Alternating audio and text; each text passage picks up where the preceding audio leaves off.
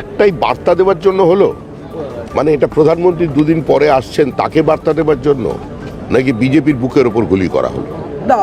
এইভাবে কোনো ধরনের উত্তেজনা তৈরির চেষ্টা হচ্ছে, অস্থিরতা তৈরি করার চেষ্টা করা হচ্ছে পশ্চিমবঙ্গে। বিভিন্ন জায়গায় অস্থিরতা চলছে, এটা আমি অস্বীকার করছি না। আমি আমার দলের কর্মীদের বার্তা দিয়েছি এবং প্রশাসনকে বার্তা দিয়েছি যে যদি কোনো জায়গায় কোনো অশান্তি তৈরি করে সেখানে ব্যবস্থা নিন, কড়া পদক্ষেপ নিন, রং দেখবেন না। কিন্তু এটা কি হলো? আমরা জিতলাম, আমাদের 3 জন কর্মী মারা গেল, কালকেও বসিরহাটে আমাদের এক কর্মীর ওপরে গুলি চালানো হয়েছে, 4 রাউন্ড গুলি চলেছে। তো আমাদের কি ক্ষমতা নেই? সিংহ স্থবির বলে যদি কেউ মনে করে তাকে পদাঘাত করবে, ভুল করছে।